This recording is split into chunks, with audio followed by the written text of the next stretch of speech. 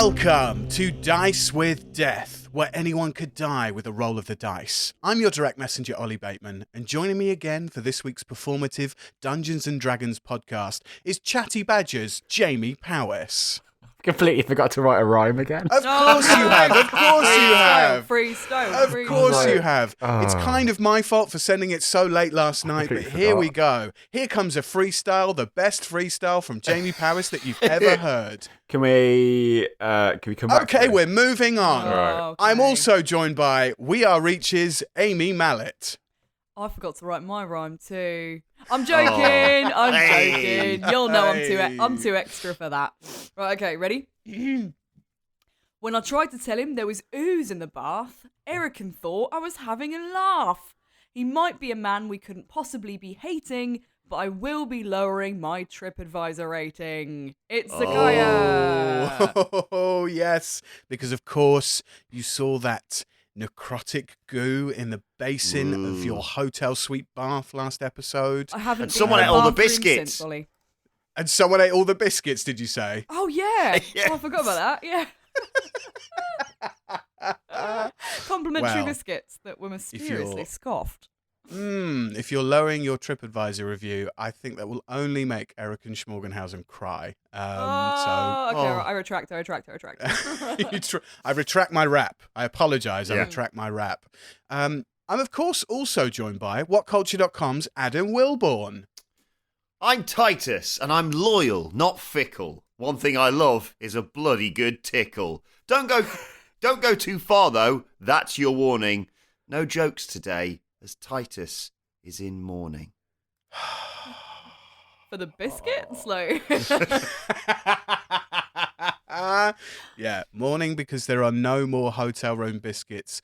Or the fact that at the end of the last episode, we heard that someone with his family name has passed away, and we will find out more when we get into the episode. We're now going to circle back round because I'm also, of course, joined by, and this is going to be good, everybody. This is going to be really, really good. Chatty Badger's Jamie Powis. I was bleeding black blood. Maybe it's larvae. But who the fuck is making fearless shot Calagave? Hey, he's pulled it back. I mean, not only did you pull it back, but I never thought I'd hear the word larvae in a rhyme. Larvae. Yeah, that's some Eminem shit right there, as we always say. The poet laureate. You guys, even if you guys forget to do your rap, you never fail to impress. Larvae, amazing.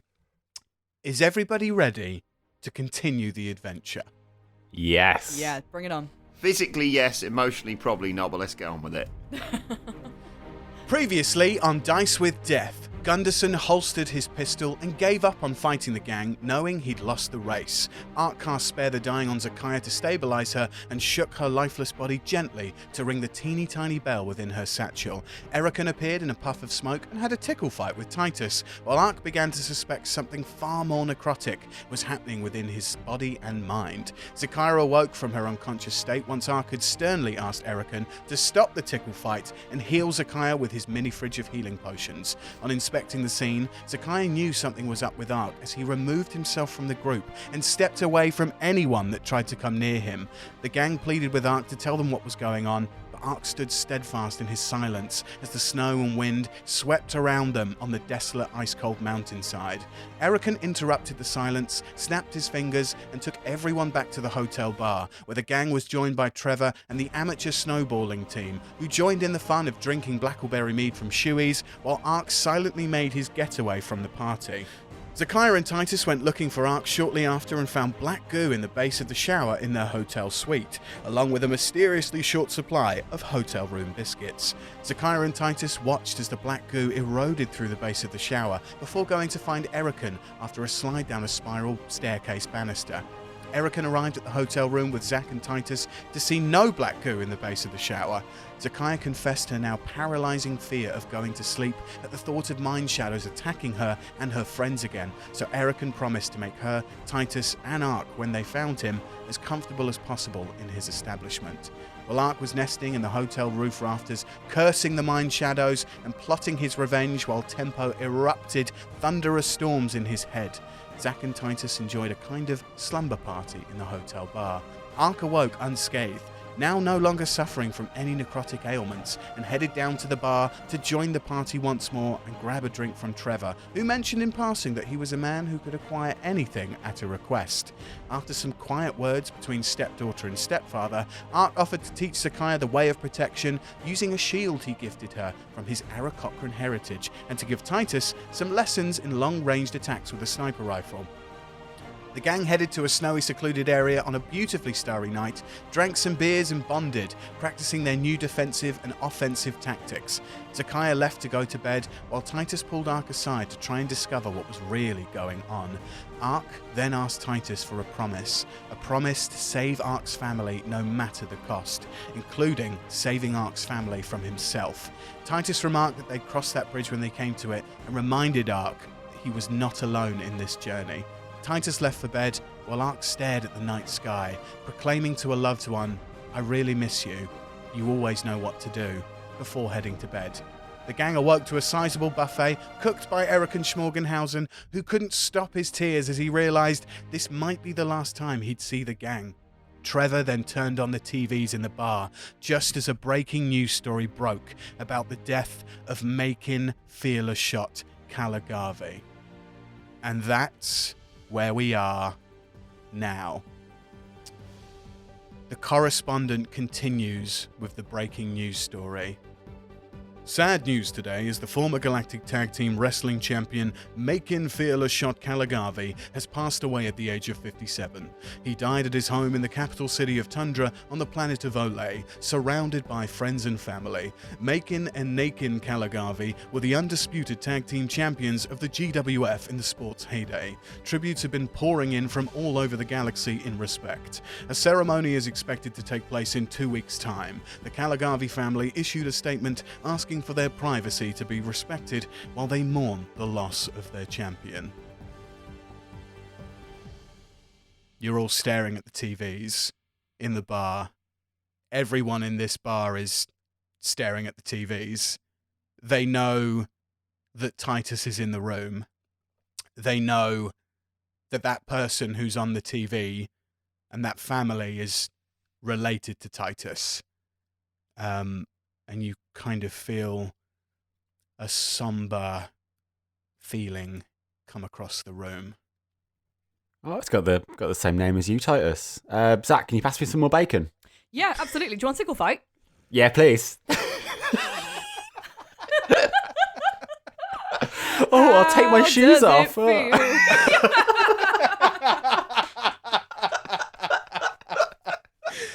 I'm so glad we were on the same wavelength. If you could see the Zoom, ladies and gents, it's just Adam wrestling with feelings and these two taking the piss out of him because he's not had to deal with any tragedy so far in this campaign. Nope. Titus, you feel like a tap on the shoulder, and it's Trevor the barman, and he just hands you a jug of blackberry mead, and he just says, "My condolences, Titus. Drinks are on me." Thank you, Trevor. That means a lot. I want to stand up and give him a hug. You Hold embrace on a little him. bit too long. Yeah. You stand up and embrace Trevor, and he knows at this time that the hug is going to be way too long, socially awkward, just like way too long of a hug for anybody to be like okay with. But he just hangs on in there with your drinks in hand and just says, "It'll be all right." Thanks, man. So, Titus, can I ask, who is this guy? That was my dad. Oh, gosh. He and my uncle were the tag team champions. I don't know what to do now. I'm so sorry, Titus. He was my hero. Just to big sip of blackberry mead. Maybe pour a bit out for him. Yeah, let's spill a little bit of that. Trevor joins you and signals to the rest of the bar, "Let's pour one out. Let's pour one out for the Calagavi family." and you just see this wave of like beer just pour onto the floor and wash across the bar floor. I like the idea that Zach pretends because she doesn't want to waste any alcohol. So she's just like, and hope no one saw. What do you want to do, Titus? I'm torn because 2 weeks we could. I should go back. I need to be with my mother and the rest of my family. But at the same time, I left because I had something to prove. Do I stay? Is that what Dad would have wanted, to finish my quest? Without having to roll just for a perception check, obviously that information was on the TV a moment ago. Do we know how he died? Sorry, Ollie. I might have just missed that. No, that's okay. In the breaking news report, it does not suggest how Titus's father passed away. Cool. I didn't think I caught that. Okay. Was he old, Titus? Is this just something that was happening, or do you suspect foul play at all? I mean, we wrestlers don't live long lives, but even so, 57s, that's no age.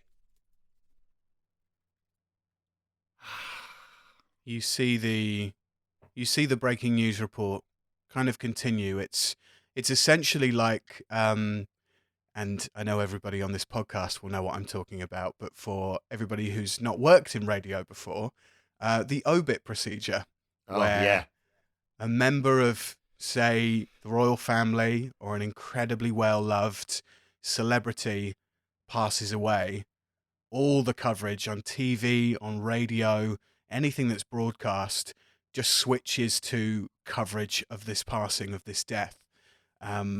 Titus, you see, accompanying the news report on the TV, images of your father raising the belt above his head after his most successful match of all time, the tables, ladders and chairs Hellfire in a Cell match, where he and your uncle Nakin defeated the Crimson Cactus and the Desert Kid. You also see a traditional Goliath procession. Now, this always happens after the immediate death of someone from a Goliath tribe, but his body is it's neatly dressed on top of an anvil, being paraded through the streets in celebration. You see it draped in Olayan robes, like displaying all his professional wrestling belts. And you see on the TV, accompanying this procession, Titus, your mother, Vonna Dreamweaver Caligavi, keeping her composure as she helps carry this anvil through the casino district. And you see her with your uncle, Nakin Storm Warrior Caligavi, too, helping out with proceedings. Oh, man. I need to go outside. I think I need to go and just be on my own for a while. Maybe chuck some stuff about. That's okay, dude. We understand. Fight a tree or something. Punch a tree for a while. Okay. I think that's totally fair. Let us know if you need anything. Thanks, guys. Trevor kind of grabs you by the arm, not in a violent way, but just grabs you before you walk outside, and he just goes, "Titus, I'm so sorry for your loss. Like, I know he's your dad, but like, he's been a hero to everyone in the sport for so long. Just head round to that place where you were doing your training last night. It's secluded enough that no one's going to bother you." Yeah, I'll head round there and have a little bit of time to myself. Little bit of a time to think about what I need to do next.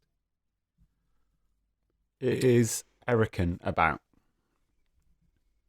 He absolutely can be. He's kind of dashing in and out of the kitchen. He's cleaning up after the buffet because the buffet's just finished, which is why the TVs have come on and why alcohol is now available at the bar. But yeah, he's just kind of dashing around making sure everybody's okay. Can I call him over? Yeah, you call him over. Erican. Oh yes, hello there, Mr. Aark. How are you feeling today? Much better. Thank you. I'm sorry about yesterday. And thank you for all of your help. I'm going to ask you another favour, if that's okay. Oh, yes, no, please, I am here to serve. What is your request? So all of this was paid by Aura Scalesguard. Yes, absolutely. Can you get a message to her? Why, yes, I absolutely could. This is a big one, but have you heard about Titus's dad? Yes, no, I've seen the broadcast. We have the TV on in the kitchen during the break. Yes, it's a very sad day. Can we get a message passed on from her to Titus's family in some way? I don't think we can get a direct message to them, but can Aura facilitate that? I'm sure she can. She's a very, very smart lady. She's very, very good. Could you potentially ask her if she could do that for us? Mr. Aark, you tell me what it is you want sent, and I will get it sent immediately. Okay. I think we need to have a chat with Titus first, see what he wants to send. But if we can do that. That is absolutely fine. Please, you have the teeny tiny bell. If you need me, please ring, and I will be at your beck and call. Okay. Can you just be careful, though, because there are a lot of people after us. And I think that Aura is probably the only person we can probably trust at the moment. So I'd much prefer it if she was taking the risk rather than us bringing the risk here. You are looking for a discreet measure of delivery of the message. Mm-hmm. That is no problem, Mr. Aark. I can absolutely do that for you. Okay. Thank you. Thank you, Erican. No problem. Please, pass on my condolences to Mr. Titus. Every time I get around him, I get all flustered and I might cry again. Yes, this will be even harder to say goodbye to him. And all of you. I mean... And he just walks away. I'm going to turn around and look at Zach and just be like,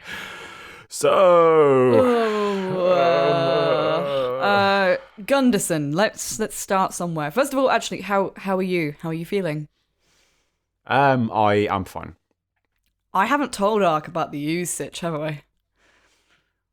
About the what, sorry? About the ooze, Bathgate. No. I'm debating whether to tell him, but I also don't want to... I think Zach doesn't want to worry him anymore because she can see he's clearly in a very fragile state. So I'm not going to bring that up. I'm going to keep that close to my chest for a moment. Gunderson, we need to find him because he's our ticket up there. I don't even know if Titus is even going to want to go anymore. Is it even worth it? What do we hope to find up there? We at the moment, we have no form of travel off-world. Yeah. So even if we decide to go to Ole. Yep. Even if we decide to go to Ole, we have no way to get there. If we decide to go to Ian, which I would very much like to go before Ole, we still don't. We don't have a way to get off the planet. So I think we need to follow through with this and see what happens. Yep, I agree. There's no other choice, is there? Oh, okay. Shall we go see where Gunderson's at and see if he'll ready his copter for us? Was he still in the bar last time we saw him? I think he was, wasn't he? He was having water because he was a little bit drunk. Oh, yeah. Oh, that was it. Yeah, we got him a pint or something, didn't we? Yeah, we were Titus, like, sit down, go to sleep. Titus passed him on quite a few pints of water just to sober him up. You know, Titus was being a very good teammate at that point and scoping the room and making sure that this helicopter ride that you guys have been here this whole time for is going to happen. Mm-hmm. And you look around the room and you don't particularly see any sign of Gunderson, but people aren't worried that he's disappeared. Okay. All right. Cool. Can we search? Can we go and have a look and see if he isn't actually here? If we say to maybe Trevor, have you seen where Gunderson's at? Do you know what? He was keeping a lean breakfast, but he was here for a bit, and then he's popped off. I haven't seen him for the last like half hour or so. If I'll radio around my staff, and if anybody's seen him, I'll get them to let me know, and I'll let you know. Could you get him to, if you find him, like prep the chopper for us to get out of here? Yeah, no, I'll give him the heads up. I'll give him the heads up that you guys are ready to go. Yeah. I'm going to pull Aark to one side, and I'm just going to say, I don't trust this Gunderson guy. I reckon he's trying to pull a fast one on us. You made a great point when you spoke to Erican just now. We are at a very high end of a bounty train, and I have a horrible feeling this guy might be broadcasting that. Yeah, but we're probably going to kill him, aren't we? That happens to most people. We're absolutely going to kill him. There was never a doubt about that. I think one thing that will probably make Titus's day is killing Gunderson. Actually, yeah, we should probably just offer him that now so that makes him feel better. Give him something to look forward to, eh? Absolutely. Titus, do you want to feel better? Do you want to kill someone? Would this make man? you feel better? Would that make just you sidle up to him and be like, Titus, we know what your feet are going through right now, and we just think the best thing for you would be to chop the balls off of Gunderson Hemingway Smythe first. Would that make things better, Titus? Not the posh barn conversion again. So what are you guys, Zakira and Aark, what is it that you want to do? I kind of want to see what Titus is up to. So I might kind of step out into kind of the outside where Titus is, and I'm just probably gonna maybe do like a really high loop of the kind of the lodge, just see if I can see him. I probably don't want to. I go quite high, so it's difficult for him to see me. Because if he wants to be alone, I don't want to fly in, but I just want to just check where he is and what he's doing. Sure. Before that, and before you leave the hotel bar, the TVs are still playing this news report. You know, this old historic footage of making Caligari wrestling. I need you both to roll me perception checks, please. Aark, you can roll me a perception check with advantage. That's good, because my first roll was a nat 1. My second roll was a 15. Zakaya, what did you get? Sorry, what roll was that? Perception check, Perception please. check. Okay, no worries. Right, so my highest is 7. Okay.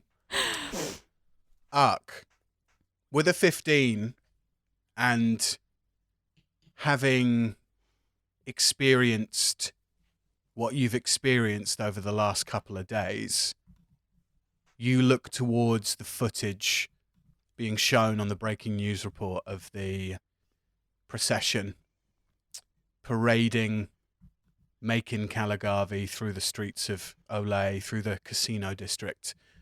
You see Titus's mother sobbing.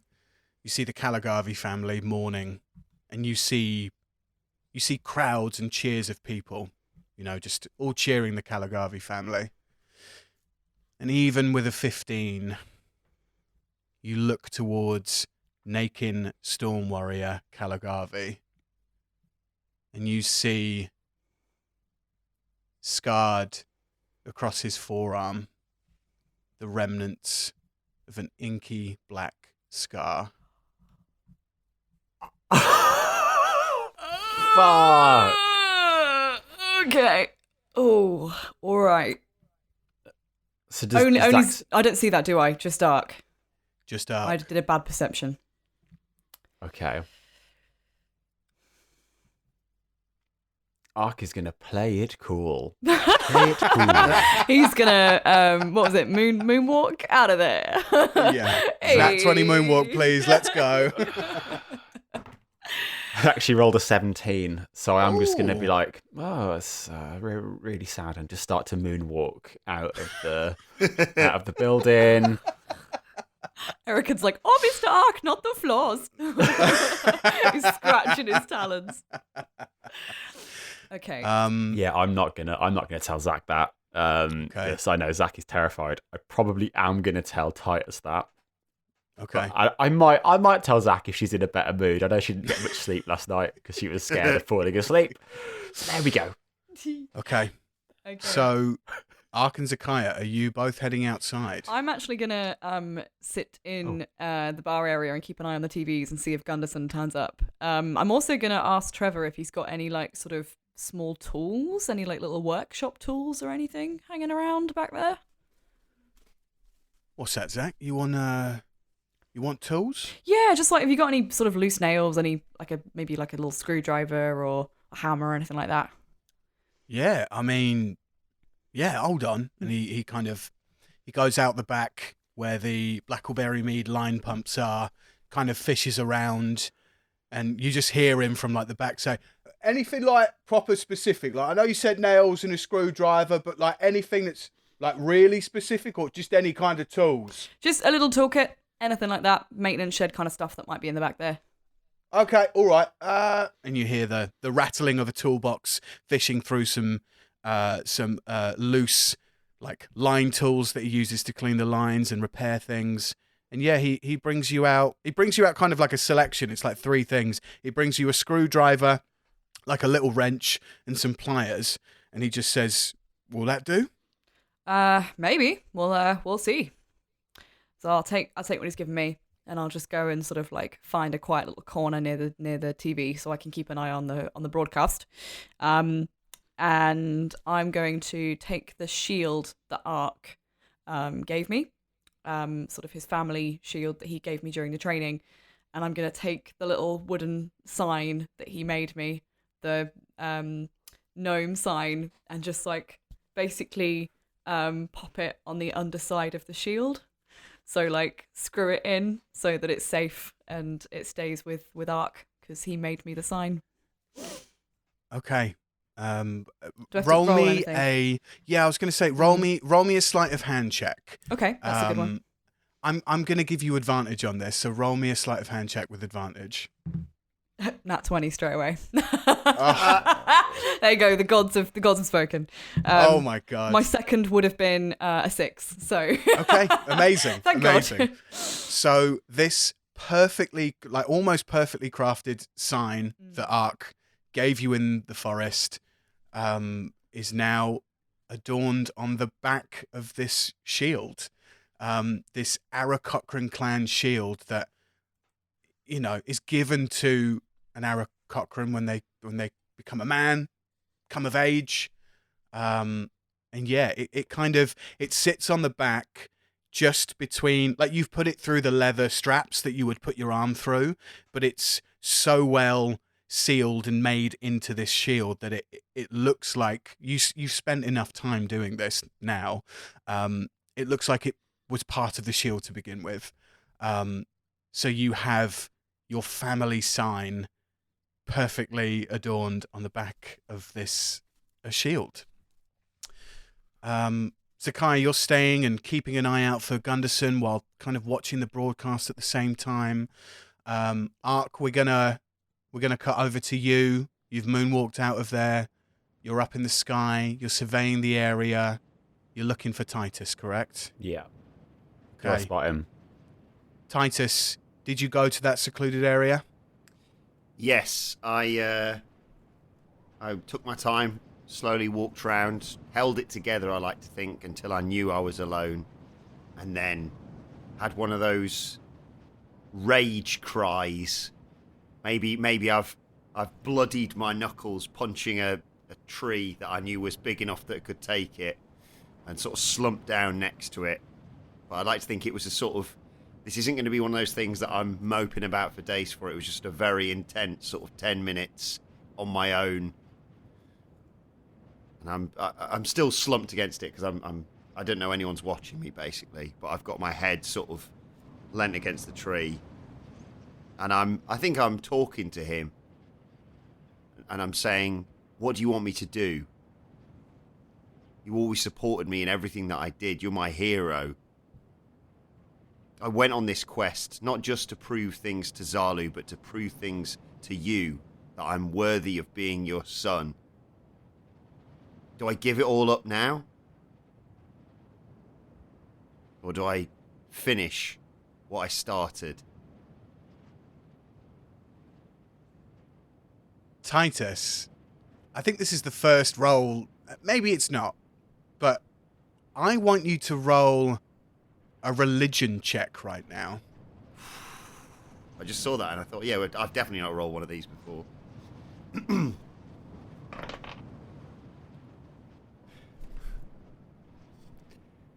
Nat 20. Yes. You're serious? I'm 100% serious. That's amazing. A nat 20 on a religion check. Now, listeners, you'll probably know through listening to the campaign that Titus isn't particularly religious, but No. with this religious check, it's kind of like a clan mentality. Like growing up as a Goliath, it's all big family, big. We're all in this together. We all help each other out. Like power and strength. That's the kind of mentality that Goliaths have with each other, and especially in the wrestling community. Titus, with a nat 20 on this religion check, you black out. Oh, wow. Everything goes dark. Like as your head leans up against this tree, with your bloodied knuckles soaked in like tree sap and bark from punching it, and snow starts to frost over your hands. You see the face of your father. You see the face of your mother. You see the face of your uncle. You see the faces of all of your family, as if you're on a Zoom call with them, just in front of them. These corporeal faces appear in front of you. Titus, you're not particularly imbued with magic, or at least you've not thought you were up until this kind of point. But you channel your ancestors, and you channel the faces of your family, and they're all just there in front of you in this corporeal, space-like room. What do you do? I feel a bit overwhelmed by it all, if I'm honest.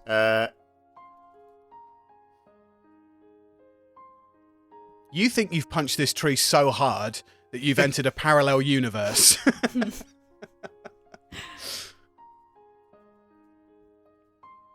I think we've got like a family, not a handshake, but like maybe like a just, like Wakanda Forever. I think we've got one of those. I'd like to think we've got one of those. Yeah. So maybe what could our sign be?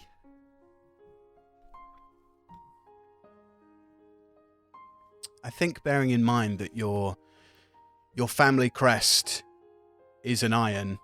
It's a smithing iron. It's your family comes from a long line of masonry work and smithers who also happen to be top athletes. It's not necessarily a handshake, but it's more a gesture towards each other, and it's like sword on the anvil, bang, Yeah. bang. That's what it is. It's you smithing away your strength and your ability towards each other. Yeah. So I do that. And then I say, Mother, Father, Uncle, it's I, Titus. Help me make this decision.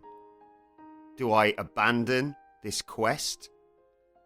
this reason for travelling away from my home planet to prove myself, to come home and be with my family in this time? Or do I complete what I set out to do and return home a hero? Titus, roll me a persuasion check. Okay. Huh? There's the other side of the coin. 5. 5, okay. Titus, you see the faces of your mother and father who don't speak.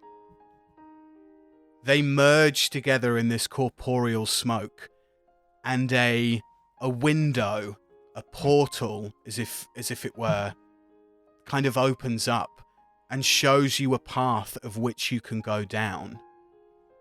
It shows you Aark, and it shows you Zakaiya, and it shows you triumphing over dark necrotic creatures. It shows you reinforcing a bear while being protected by a storm. And you see the complete opposite on the other side. Your uncle's face, who hasn't joined in this corporeal smoky portal, turns into his own corporeal smoky portal, and it sees you returning home. It sees you coming to the planet of Ole. It shows you abandoning everything that you've done so far and going to your family. All your other family's faces have disappeared, and all you hear accompanying this in this nether realm of faded starlight is the bangs of masonry hammers on anvils clanging on swords, and you start to hear this tribal oh, oh, oh, oh, oh. I see it now. You have all taught me how important family is to me. That is how I've been raised. Aark and Zakaiya are my family. I can't abandon them now. We've come so far. I will always have family back home in Ole. My mother is a strong woman. She'll understand, and this is what my father would want me to do. I will complete my quest. I will prove I am worthy of the honour of marrying Zalu, and I will return home a hero, and that is how I'll honour my father's memory. The bangs on these anvils get louder. It just sounds like metal on metal clanging, like chainmail moving against somebody. Titus, you hear the crowds that you're used to hearing in these arenas wrestling start cheering. You hear pyrotechnics again. You hear your entrance music as like this is like the biggest, best return to some kind of career that you used to have. Clanging, cheers, oh, oh, oh, of all these like banging on chests happen. And it all goes silent. And through this portal of your uncle's face appears thousands of mind shadows darting towards you, necrotic energy coming at you, shooting these smoky corporeal attacks towards you. And as the smoke gets to your body and envelops you, you awake in front of this tree, bloodied knuckles, snow covered, with your head against this tree, eyes open.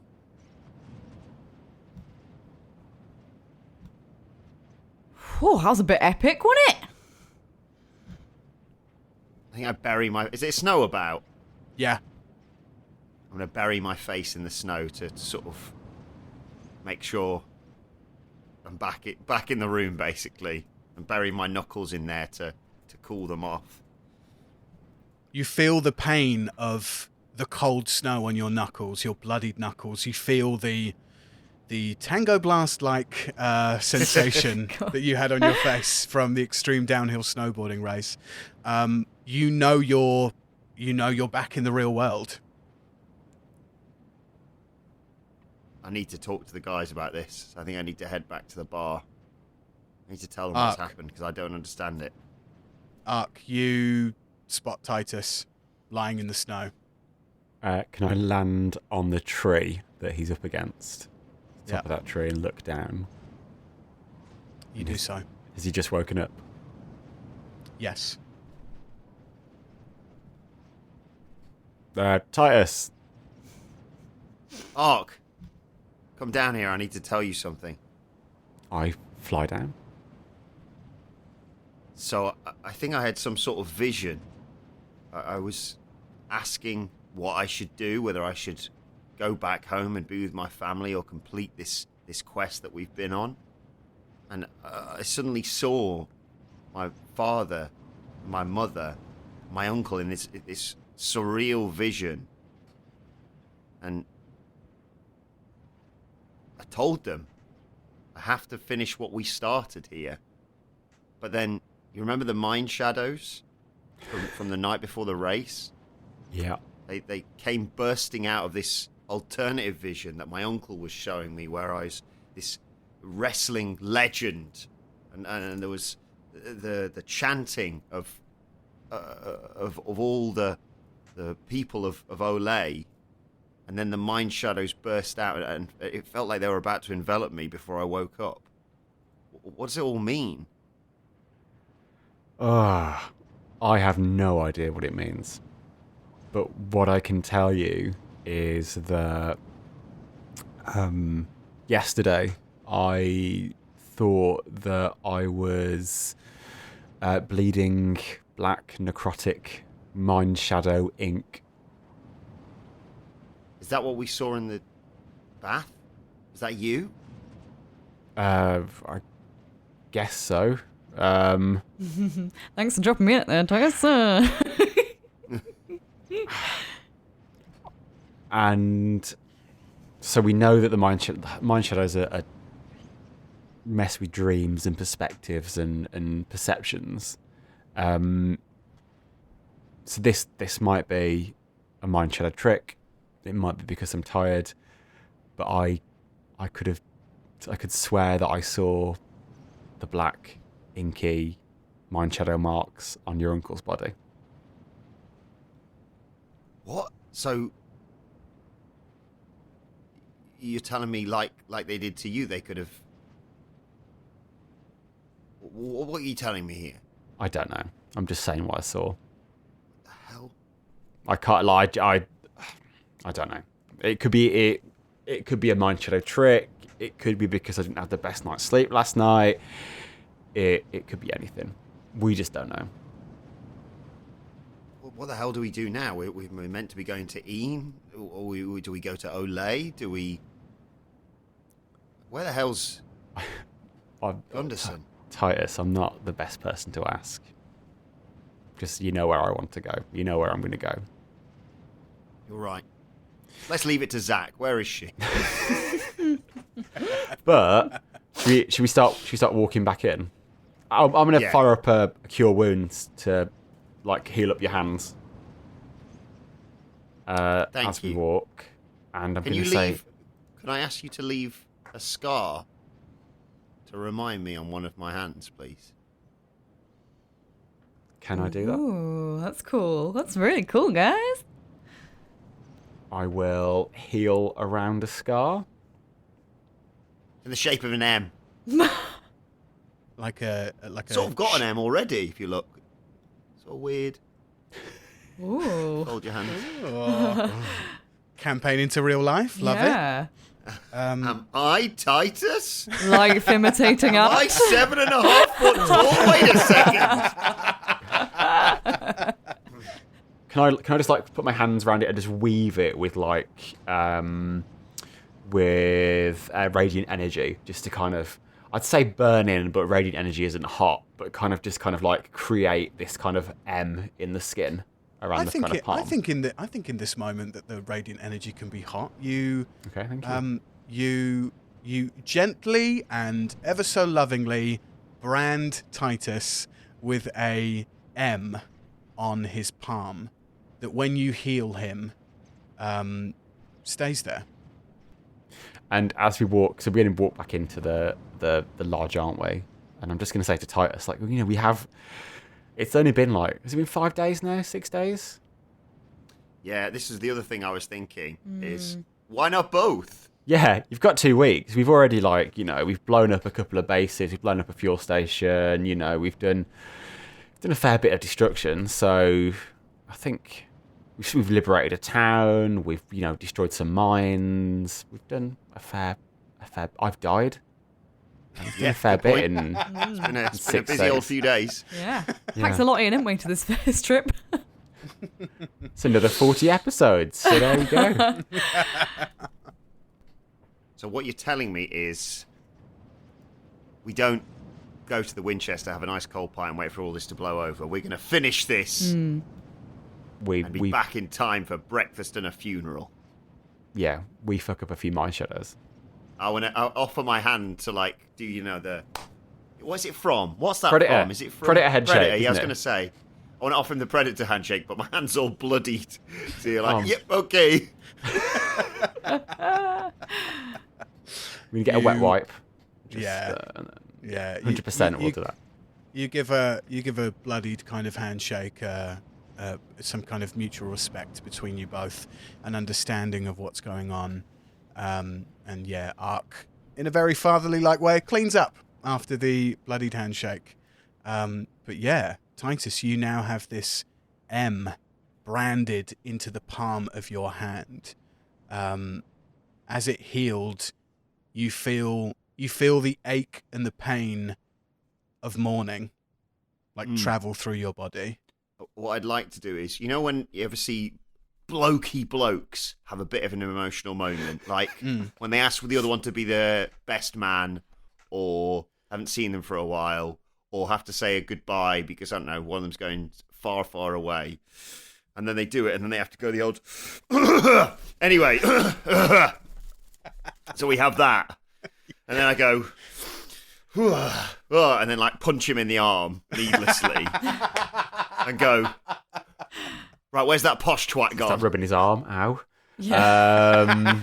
Hang on, look, hang on, Jamie, roll to hit. Roll to hit. Roll to hit. No need to roll because you immediately just do 5 HP's worth of damage with an unarmed strike. So Oh, heal wounds, Aark. Heal wounds again. Don't even have a shield anymore. Like that's no, you definitely don't. a hit, isn't it? No, you don't. Your AC is down, my friend. Bite you in the arse, that. Yeah, Titus, you are far more in this instance that bloke who's going, right, come on, let's punch each other and have a fight to get over this. Whereas Aark is far more a seasoned father in this moment. But you share this moment and you walk back into the hotel and into the bar and you see Zakaya keeping a watch over proceedings, and Gunderson is nowhere to be found as of yet. Still no Gunderson, guys. How are you doing? Titus, are you crying? No, it was some snow fell in my eye, but I chopped a tree down, so, you know, it balances out. It's fine. Oh, don't worry about it. okay. Anyway, Oh, fair.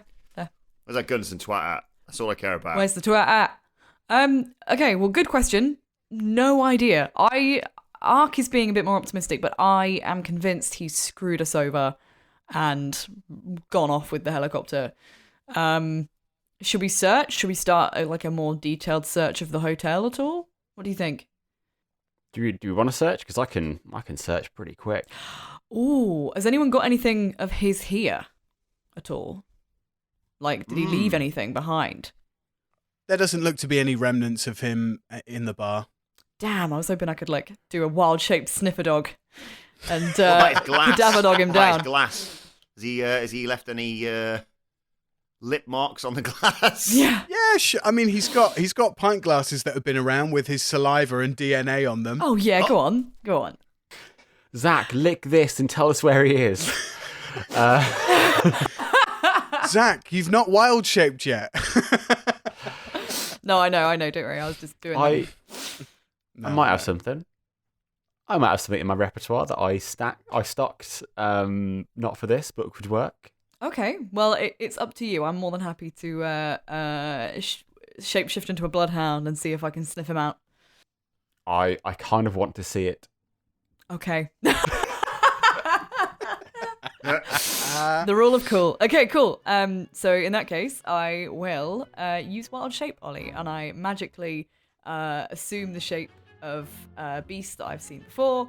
I can use this, I think it's twice per short rest, so yeah, we're all good with that anyway. And I will become a bloodhound.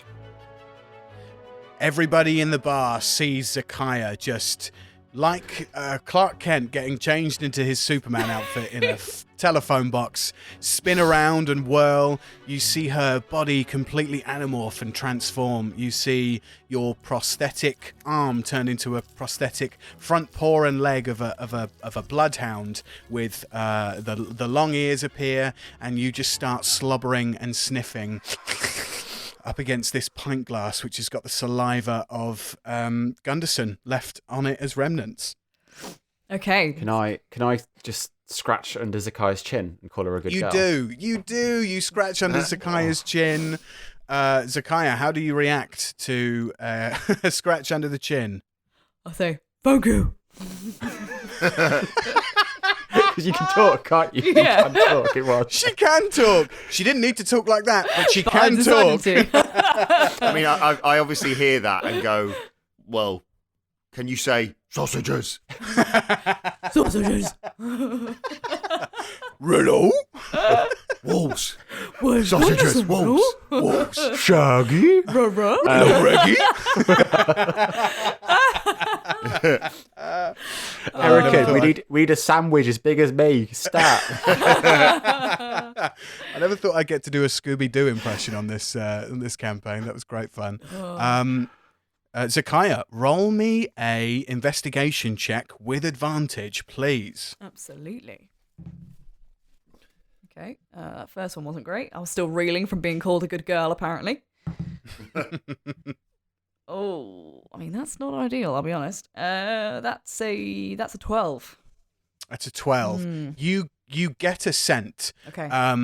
It's not immediately like, oh, I know exactly where Gunderson is, but you start to follow the scent, and the scent is that of like high fashion, expensive perfume or cologne that just like is not worth the money. Right. It smells.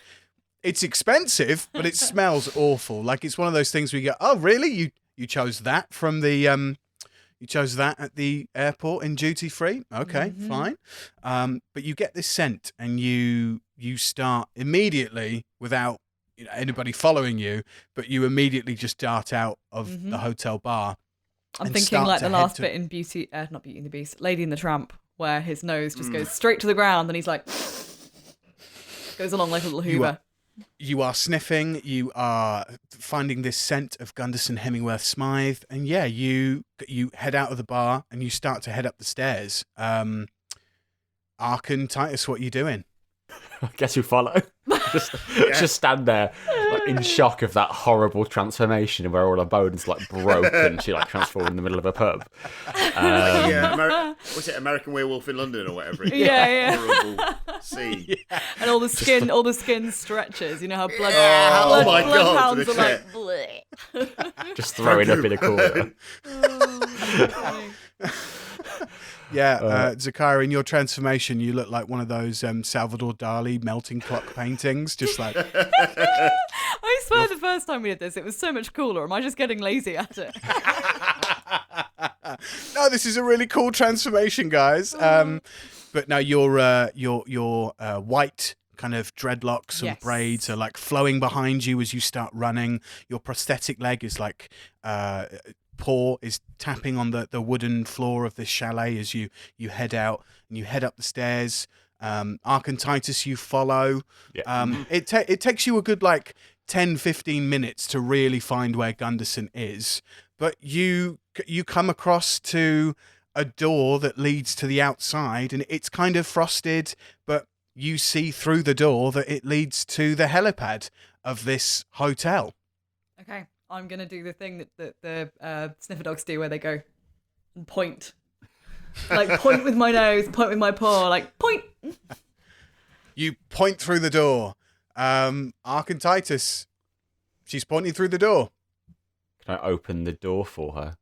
You open the door for a bloodhound Zakaya, and you see Gunderson Hemingworth Smythe just lounging about on the helipad with his helicopter, just like doing checks, but more so like looking in a mirror, checking out his appearance. He's got this incredibly pastel, high fashion onesie on, and he turns towards the door and he goes, "Oh, a dog! How quaint!" I'm going to go. Sick 'em, boy. I want to encourage. I don't want Gunderson to hear me do this, but I do really want to encourage her to go up, jump on him, and slobber all over his expensive jacket, or his expensive onesie, I should say.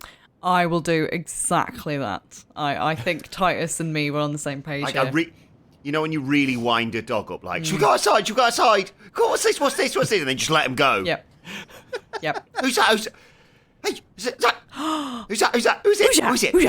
Go get him. Go on. Oh, yeah, okay, so I'm really wound up from Titus's, and I'm going to jump on him and slobber all over his expensive onesie, all over his face. Oh, and there's so much saliva. Oh. like, my cheeks are literally just, every time one of my big floppy sides of my mouth, like, turns, you just get, like, this spray like a log flume.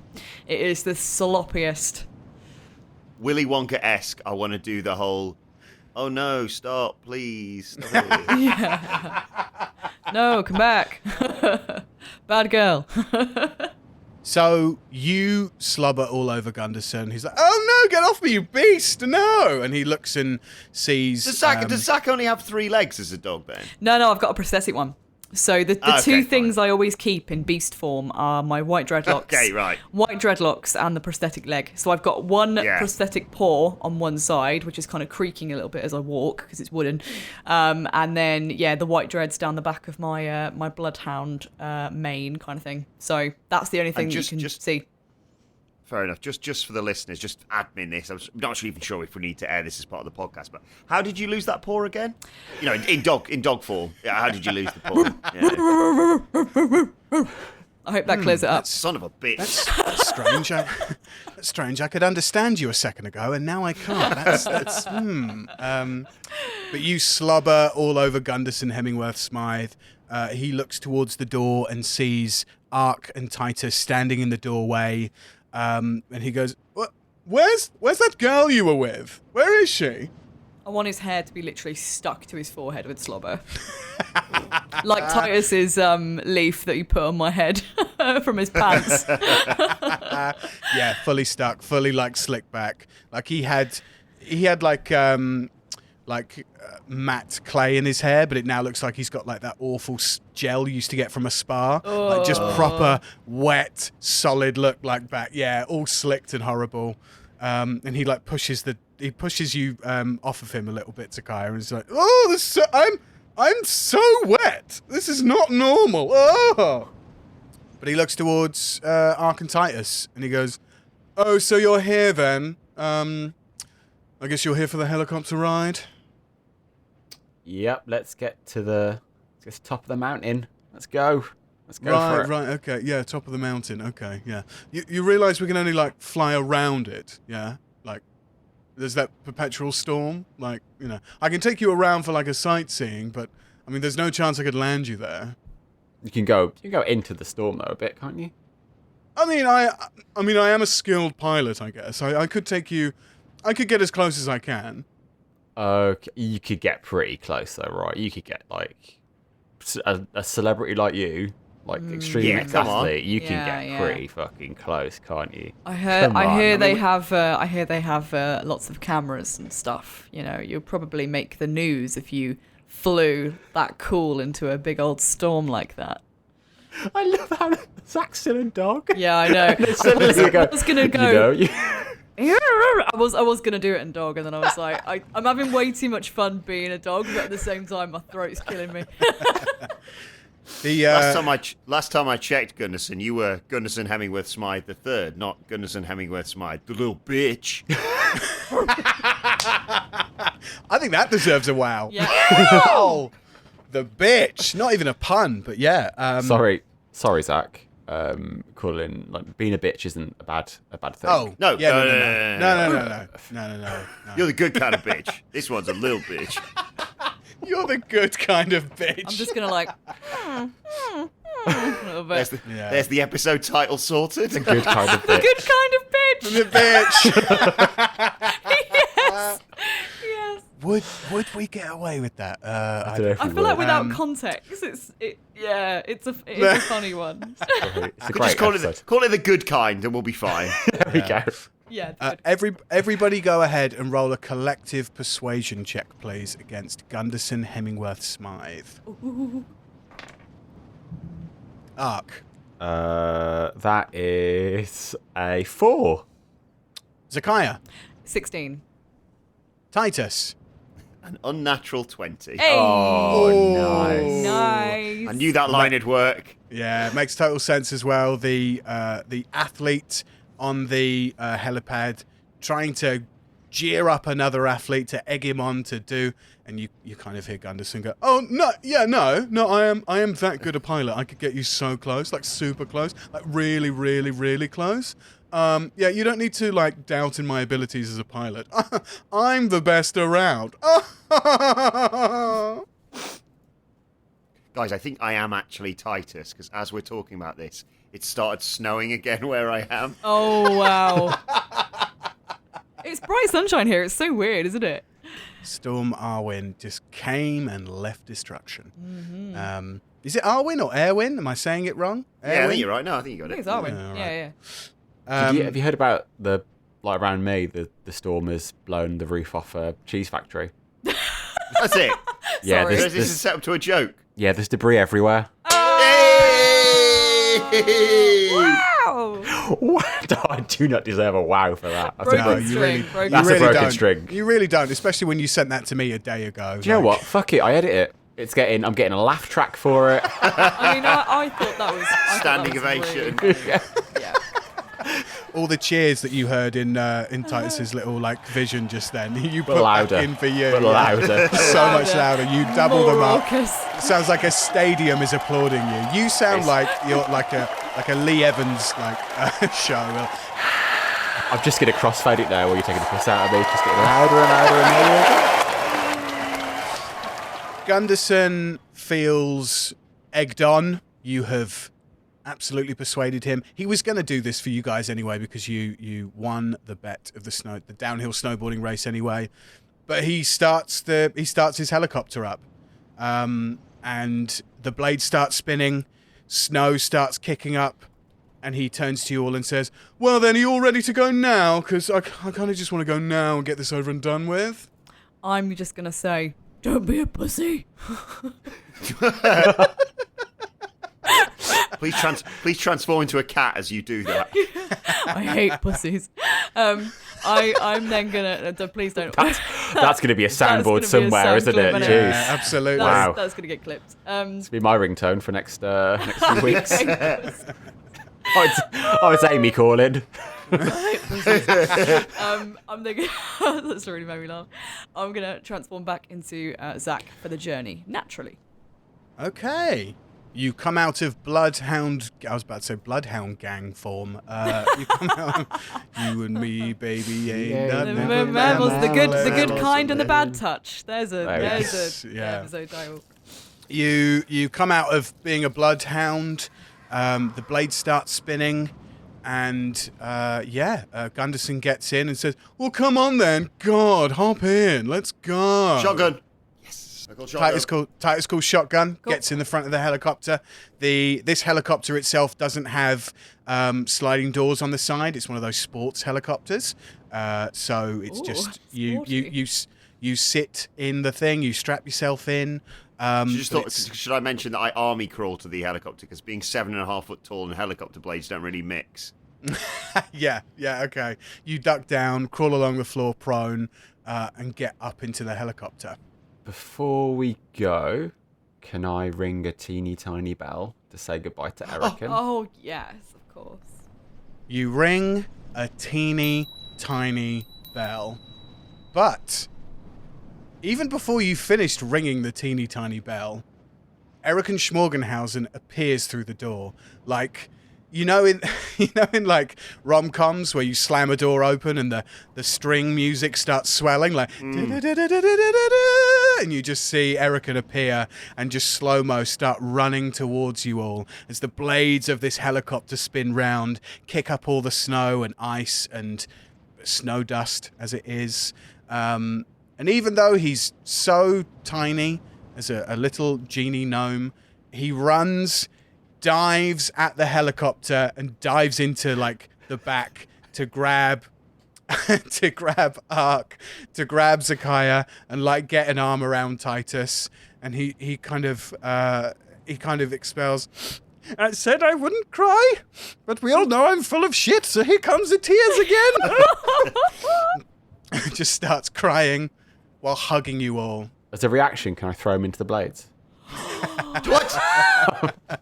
Throw you into the fucking blades. You know that thing where something's so cute that you have to smush it?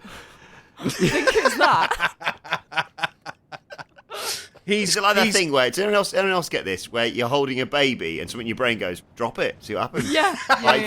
Why is that part of my brain a thing? Can I just say, as someone who's given you his baby to hold, let's think about this, yeah? It's fine. I didn't act on it, so... It was with my baby as well. Thank you. The thought crossed his mind, but he didn't, execute on it, so it's fine. God, really funny. We've all thought about killing someone. We just haven't done it yet. That thought, but in general, there's like you can probably edit this bit out if you want to, but there is actually like a phenomenon where your brain, if you can't handle something that cute, you almost like freak out a little bit. Though I remember listening to like a podcast episode on it, and it's that feeling you get where you're like, oh, it's so cute, I just want to kick it in the face. It's the same part of my brain that when I'm walking over a really high bridge, it just goes, oh, what have you jumped? Yeah. Like, what is that all about? Yeah. Don't everyone, though. That's don't. There's a life tip for everyone. This is all very much a joke. From the Dice with Death podcast. Maybe don't kill anyone, drop babies, or jump off stuff. No. There you go. Yeah, let's not do that.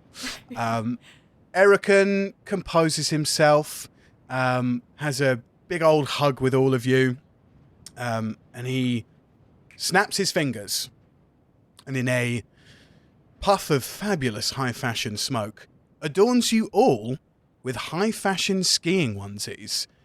And like all lovely pastel colours, pinks and blues, and just, you look like you're the talk of the celebrity town at a high-fashion ski resort, which is where you are. You now look like you fit in. And he says to you all, "These should keep you warm and safe on your trip up the mountain. They've got, just a little extra synthetic magic bonus to them as well." And you feel this synthetic magic kind of warming you, making you feel kind of heartier and healthier. Aark and Zakaya, while wearing these onesies, you have resistance to cold damage. And Titus, you are now immune to cold damage. Wow. That's really good. Just for your trip up the mountain, I feel like, I do not know what it is that you're all searching for. All I know is that you have found each other, and a found family it's the most beautiful gift of all. You should treasure it and protect it with your lives. And if I can be of service in protecting you in your trip up the mountain, then so be it. Plus, you gave me a 5-star review. Well, you almost kind of didn't give me a 5-star review. I'm just going to quickly log in and amend that, Erican. Sorry, that was a mistake. I tapped the wrong bit. Sorry. Oh, no, it's fine. Clumsy it's prosthetic fine. fingers. There you go. 5 stars, Erican. 5 stars. It's fine. And he has a little side eye towards Aark, who almost didn't give him a 5-star review. Stare at him right back, not even going to flinch. Stink eye. Can I just reach into my onesie and in the crotch area, and just, it's quite a sharp tearing motion, and I reveal I've ripped a piece of my, animal skin kilt or whatever we're calling it, and I just want to push that into his hand and say, this is to remember me by. Because I've realised with the loss of my father that if you ever get the chance to say goodbye, you should take it, even though the people will already know how you feel about them. Oh, Titus, this is so lovely of you. I mean, it's amazingly sticky. I can't understand how. Yeah, don't wash it. Because, yeah. Okay, I might wash my hands, but Good idea, yeah, definitely. Get some anti-bac on that, but... Yeah. Yes, no, I will do that. I have really enjoyed your company at my establishment, and I really hope that I will get to see you all again in the future. I love you all so much. Oh. Okay.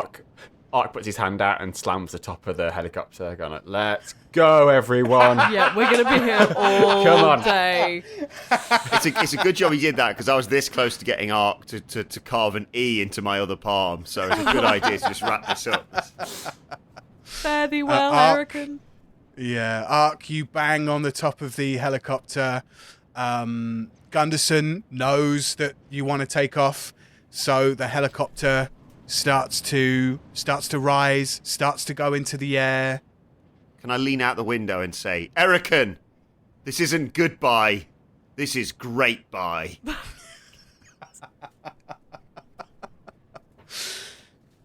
Okay, you say that to Erican, who isn't on the ground, by the way. He's still in the chopper with you, so you still say this to him while he's in the chopper. You start rising into the air, and he kind of, you know that he can just disappear like that, so he's fine being in the helicopter. But he says, "Fare thee well, friends, and do remember that the bear, reinforced by iron and protected by the storm, will smite the undead loyalists and restore Petrosolidus." And he's gone. Ooh. How does he know that? How does he know that? Yeah, I'm a bit concerned now. Right. Okay, Wow. all What right. does this button do? What does this button do? I've not paid any attention to that. Oh, God. You start taking off into the sky, confused at how Eric and Schmorgenhausen could possibly know about a prophecy that's been foretold to you all, or at least alluded to. God, he's the big bad, isn't he? Squiddy and him are behind everything. Oh, my God. I Shit. can't handle that. All these likable characters that I'm making, I'm just going to make you fight them all in the end. But the helicopter takes off. Gunderson, So you're telling me Hemingworth's- Squiddy's not dead is what you're telling me if we have to fight him in the end. Squiddy's not dead. So. Yeah. We have to team up with Lakeland, the most hated character. Oh, God. We just turn evil. We go on the bad team. We Yeah, we form a would. supergroup with Erican and Squiddy. The helicopter takes off into the sky. Wind and snow whipping around it. You're traveling for a good, half an hour on this trip to get up to the very top of this mountain where this perpetual storm is racing around this peak, this jagged edge that sticks out into the sky. What are you guys doing with your half an hour that you've got while you travel up? Gunderson's just kind of, talking to Titus about various sporting events that he's aced, while kind of being a tour guide, but being a bit of a dick on the way, oh no, that resort over there, that's just not worth going to. It's the people there are so poor. Have we got any books we can read? Do we have any books left over? Bear with me. Because we pick up 6 books? Yeah, we picked up quite a lot, didn't we? I was thinking we should probably do that. I do want to do... So when I'm getting close to the top of the mountain, I do want to cast a spell as well. Ooh. Yeah. So building a weapon of unthinkable magnitude is available, and prophesizing the prophecies is available. Zach, what do you want to read? I'll take the prophecies. I feel... Cool. Actually, sorry, can I take the weapon? Because that, obviously, just remembering that, something that Zach will be very, very interested in because of the situation with her family. So, yeah. Although she won't understand it as much as Aark probably would. She probably wants to know more about that. Cool. Okay, I think we'll read them for half an hour. let's read. Okay, great. You Let's actually put Let's half an hour of read, us baby. turning pages. Can you tell us word by word, please, Ollie, what they all say? Yeah, sure. You spend half an hour reading these thick tomes. Aark, from your understanding of reading How the Ancients Travelled the Galaxy, it's not going to take you as long to read one of these books each, if you see what I mean. It's not going to be as long as that, but with only half an hour in, you can identify that it's going to take you like another 10 hours of reading to get through these tomes each. So you make a start, you get through the intro, you read the foreword, you maybe flip back to the index to see what some of these words mean that you've never heard of before, but you do start to read a very tiny portion of these books. So I'll mark that down. Half an hour of Prophesizing the Prophecies has been read, and half an hour of Building a Weapon of Unthinkable Magnitude has been read. Titus, are you doing anything in particular in the front of... You've called shotgun, you're in the front with Gunderson. What are you up to?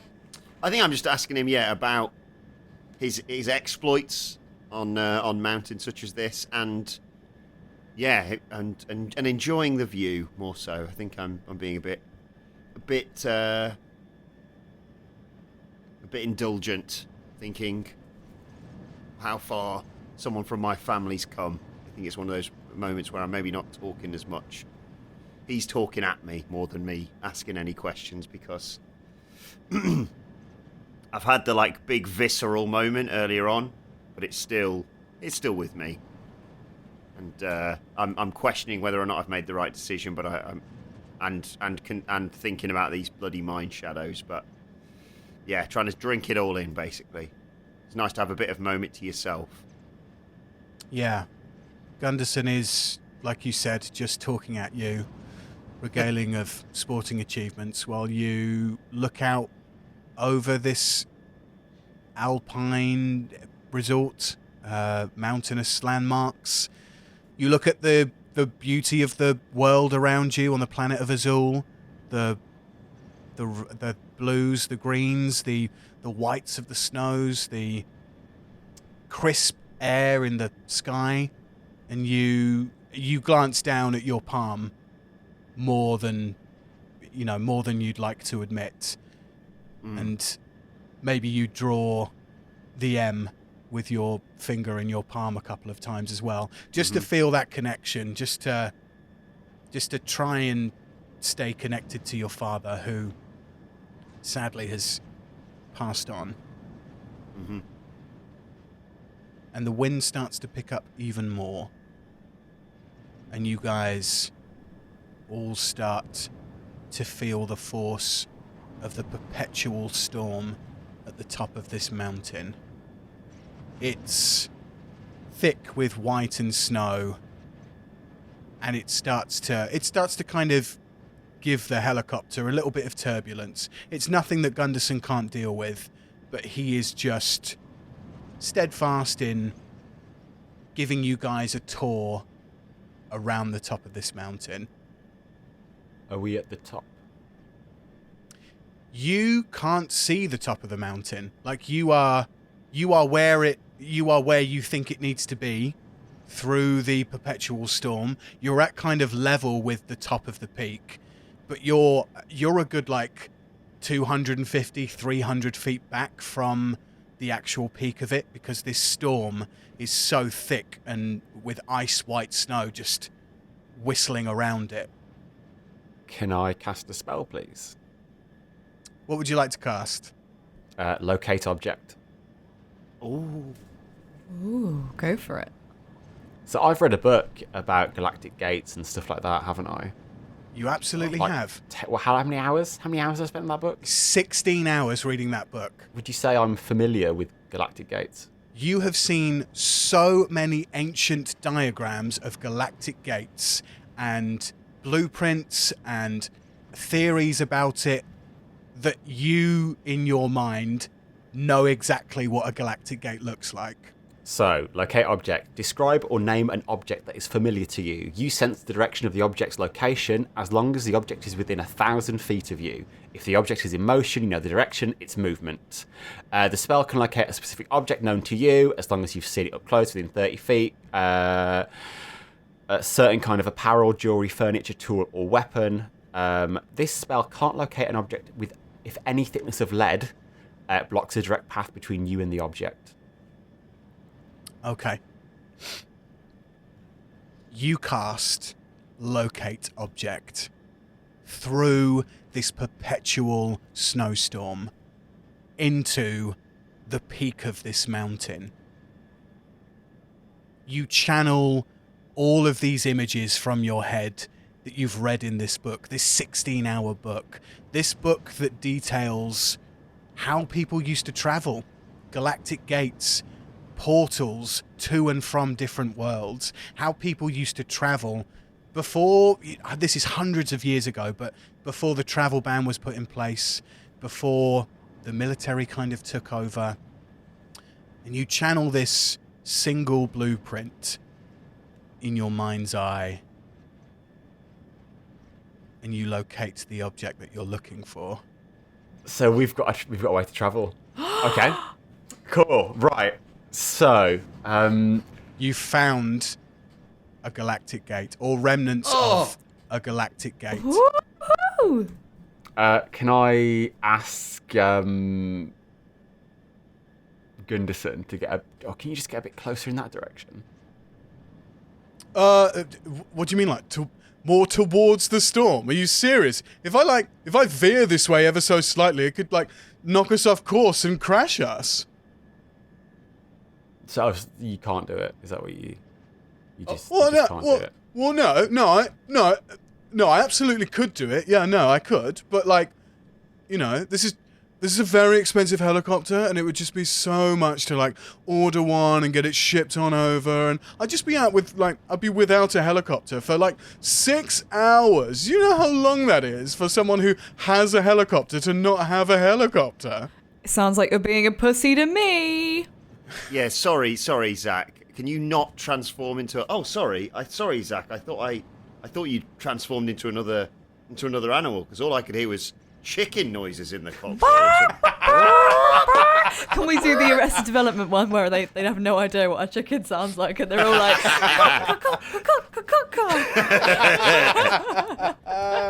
chickens don't clap. In this moment where you all make chicken noises at Gunderson Hemingworth Smythe, Aark, roll me a perception check with advantage. Oh. 17. 17. Aark, in this moment, you see black inky blotches start to appear on Gunderson's skin. You see it rip and tear at his skin, and you see that his whole body is engulfed with necrotic smoke and energy, and he turns into a mind shadow. Everybody go ahead and roll initiative. What? Sorry, what just happened? Gunderson starts to Do we eat see out. this, or is it just? You can all see this. This has all happened. As you're looking at him making these chicken noises, you see his skin start to tear, be replaced by shadow necrotic energy. It's as if a mind shadow appears from his mouth and engulfs his whole body. And you just start to hear whispers of, "You're going to die here. You're all going to die." I'm only what joking, did you roll? mate. Jesus, chill out. Clap, clap. 16. Zakaya. Oh, sorry, I was so blown away by that. I didn't even roll. Oh, nat 20! Woo, woo, woo, woo. Hey! Titus, what did you get? 11. Okay, here we go. With a nat 20, Zakaya, you react so quickly to this. You see Gunderson's form completely change. It's as if it's a totally unwilling thing. It has just taken over his body. But Zakaya, you see in this moment his armaments that Gunderson had on the side of him, his pistol, his short sword. You see this scythe appear on his back, the one that tried to kill you in the hotel suite before your nightmare occurred. Zakaya, it's your go first. What are you doing? Oh my god. Okay, all right. I am going to use Shillelagh because if I recall, these things can only be hurt by magic. Is that right, guys? I think magic hurts them more than non-magic. Non-magic does. Yes. I remember sort of not being able to deal masses of damage with the hand axe. So this time I'm going to learn from that, and I'm going to touch my wooden hand axe and use my bonus cantrip, Shillelagh. Shall I read what that is? Yeah, go for it. Uh-huh. So the wood of a club or quarterstaff you are holding is imbued with nature's power. For the duration, you can use your spellcasting ability instead of strength for the attack and damage rolls of melee attacks using that weapon. And the weapon's damage die becomes a d8. The weapon also becomes magical if it isn't already. The spell ends if you cast it again or if you let go of the weapon. So Zakaya, you jump from your seated position. What are you casting Shillelagh on, sorry? My wooden hand axe. Your wooden hand axe. It imbues itself with this kind of radiant magical power, and you stand ready to attack. What's your next move? Okay. I am going to attack this bastard, aiming for the throat. Okay, roll to hit. Okay, alright. So I can use my spell casting rather than my strength, can't I? I'm just making sure I am doing that correctly. So, duration, you can use spellcast ability instead of strength for that attack. Alright, okay. I mean, my spellcasting ability is exactly... Sorry, guys, just this one little moment. Is exactly the same as my strength anyway. Wisdom and strength are the same. Oh, okay. That's fine then. Okay, just checking that was normal. Yeah. Okay. What's your strength score? My strength score is 17. I think we talked about this before, didn't we? You were like, oh!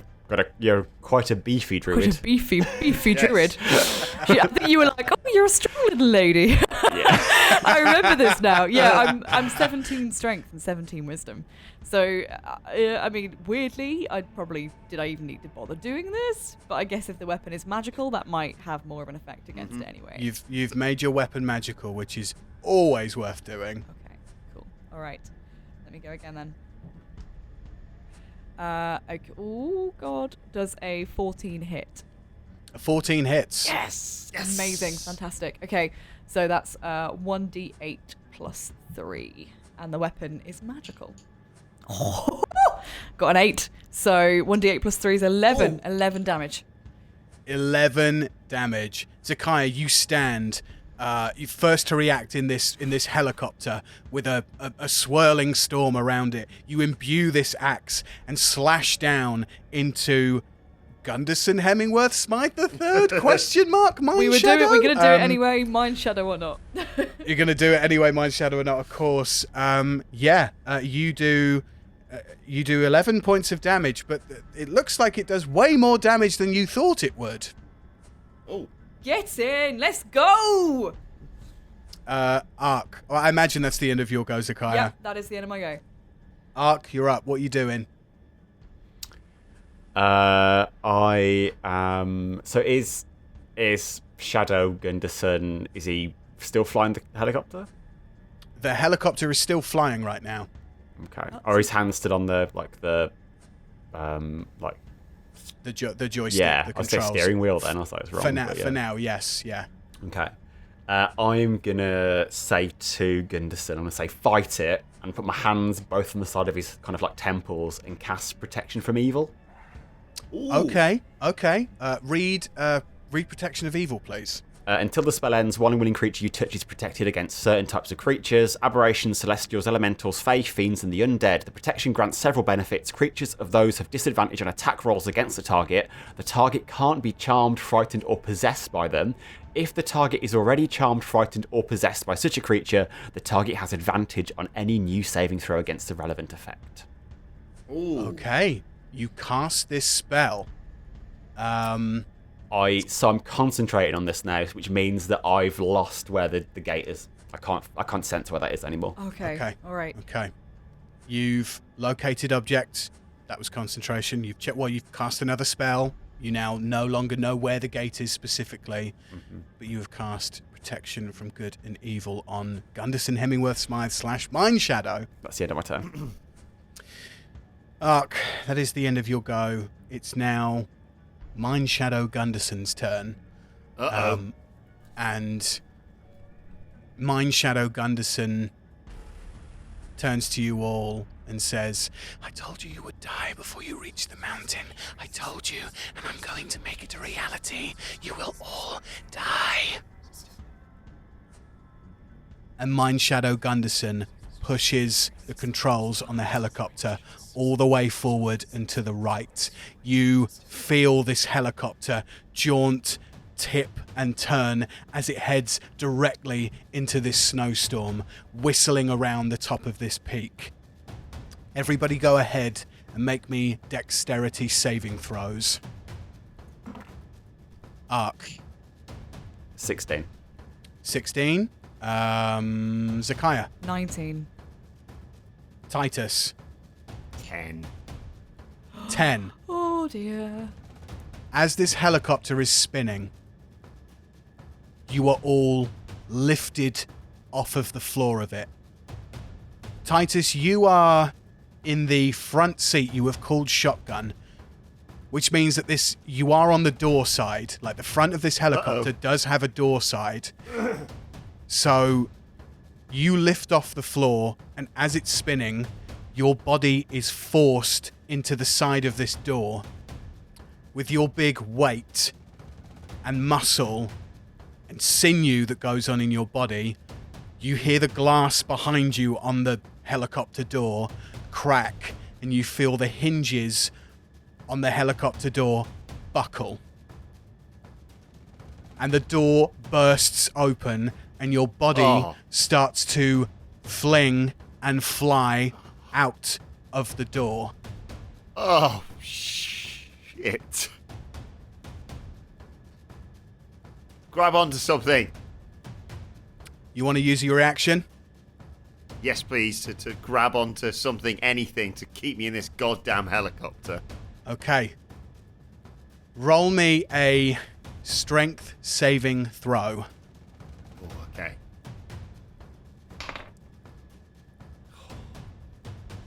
Thanks to our friends at Dice Goblin UK, as always. 22. Oh! Woo! Oh my god! Oh my Christ. I rolled a 16 and I've got a +6, I think, on my strength saving. Oh my god. Titus, this door buckles behind you. The glass shatters.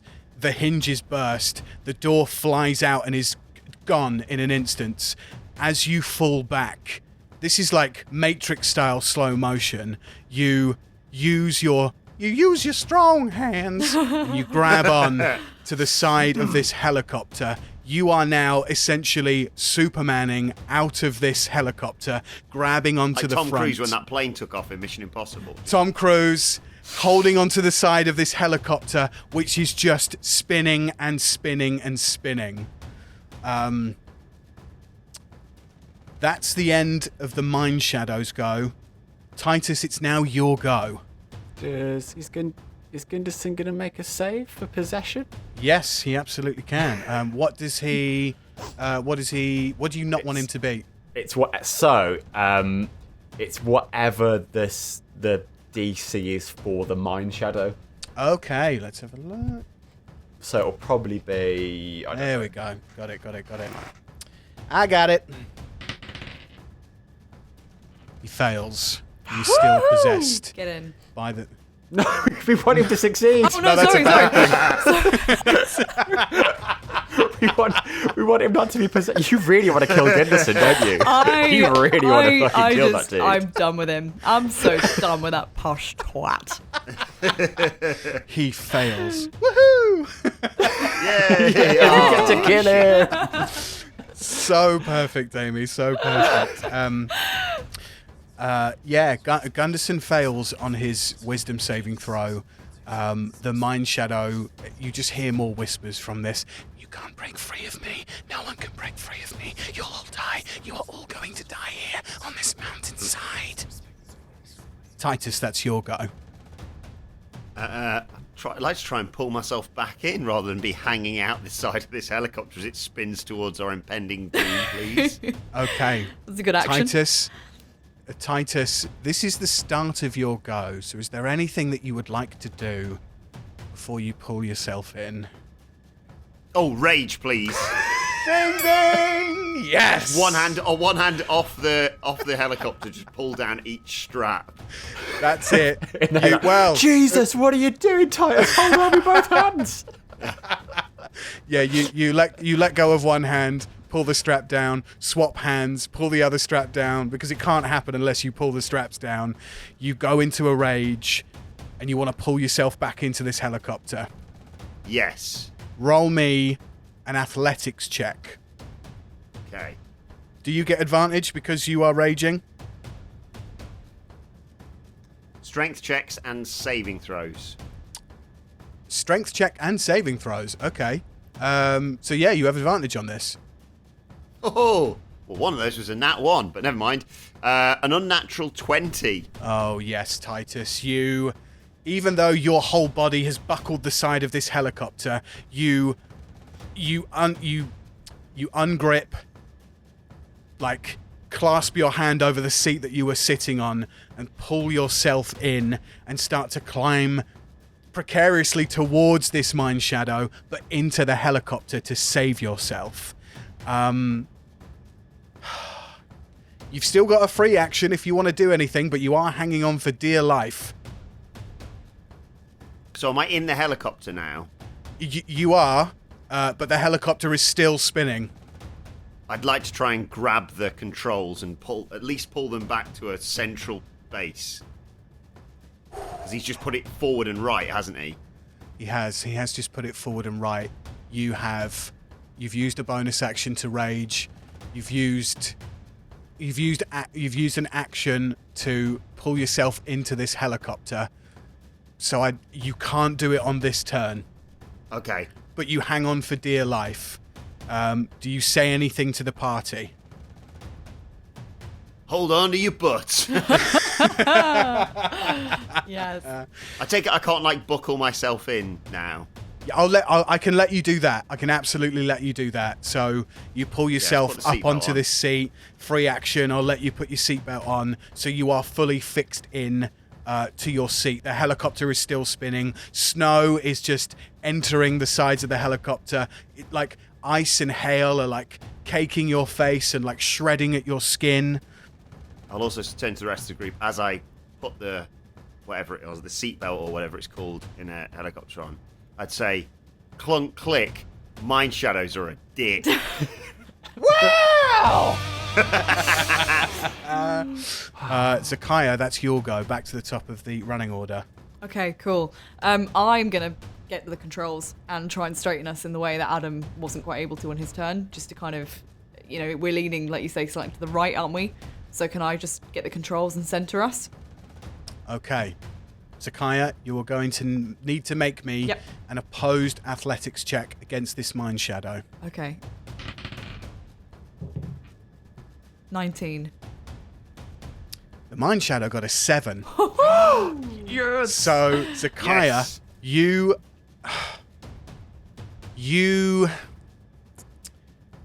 wrestle your hands and arm and prosthetic arm through this mind shadow, through its corporeal kind of body, and you grab onto the controls of this helicopter and you pull it back. Yeah, pull it into, just kind of steady us so we're not immediately hurtling to the ground. You pull it back into the upright position. The helicopter is still spinning so fast, but you start to slow down the spin. You're going to need to roll me a Constitution saving throw, please. All right. Ooh, I'm rolling very well today. 21. 21. Yeah. So clutch. Okay, Zakaya, you take no damage, even though you have physically moved your hands and arms through this mind shadow, something that you have been absolutely terrified of from previous nights, from nightmares, from sleeps. In this moment, you are You're just going in to save my friends. Yeah, mode. it's just flight or fight, isn't it? It's just like Exactly. putting your hands into it, going ah. Yeah. It's as you do it, you feel cold, and you feel a burning sensation, all at the same time, like a cryochemical thing that one of the party has definitely experienced before, up until now. But you feel this cold burning as you hold on tight. The helicopter starts to slow down. It's not fully stopped yet, but it is slowing. Zakaya, if you wanted to do a bonus action, you would need to let go of these controls. So what are you doing with the rest of your turn? Oh, it's a tricky one. Yeah, if I do, I feel like we're just going to veer off even worse, and it's Aark's go next, isn't it? Or is it Gunderson next? It's me next. It's Aark next. Yeah. I trust what Aark will set up, I think, so I'm gonna hold fast. I'm gonna hold fast. Gonna fly out the door. See you later, losers. Bye. Bye. I can fly, bitches. But can you fly in a snowstorm? We shall see. We'll find out. Zakaya, you hold steadfast onto the controls. The helicopter starts to slow down. It's not fully stopped yet. Aark, that's your go. What are you doing? So I'm concentrating on this spell still. Can I speak to the Mind Shadow? And can I go, do you remember how badly we beat Gunderson? It doesn't matter how bad you beat them. You will die here today. So you have his memories? I'm gonna roll me an insight check. Roll me an insight check. Oh, come on. I love this. That is a 14. Yeah, it's got his memories. I'm going to get really close to the Mind Shadow and whisper land and cast command. Oh, yes! Oh! Yes! Okay. Yeah, baby. Level 1 spell. Command. This is your action. You speak a one-word command to a creature you see within range. The target must succeed on a wisdom saving throw or follow the command on its next turn. The spell has no effect. Oh, shit! Oh, no. Undead constructs. No! Stop reading. Stop reading. Just stop reading there, Jamie. Should have just stopped reading there, really. Oh, my God. This is why we read spells aloud, everybody. No effect on things and constructs, unless they're in a helicopter, in which case it has double damage. Yeah. Unless they're a posh twat, and then it's super effective. Aark, you speak this spell to this Mind Shadow. It does nothing, but roll me a persuasion check. Come on, land the helicopter. That is I don't think I've got anything plus for persuasion. So I've rolled 16. I don't think I've got any charisma. So 16. 16. Okay. I'm going to roll a dice now. Come on, Everything. Gunderson. Yep. Come on, Gunderson. So what do we need here? What needs to happen? Okay. What needs to happen here? I'm going to roll a d20. If it lands on evens, you get through to Gunderson. If it lands on an odd number, you get through to the Mind Shadow. The number you have dialed has not been recorded. If you get through to Gunderson, he might land this helicopter. If you get through to the Mind Shadow, well, we'll see. Just saying, I just don't want to influence you, but I have still got protection from evil up on Gunderson as well. If that gives you a bit of a helping hand, but whatever, DM. You absolutely have. That will be taken into account. Thank you, DM. Here we go. Evens is Gunderson. Odds is the Mind Shadow.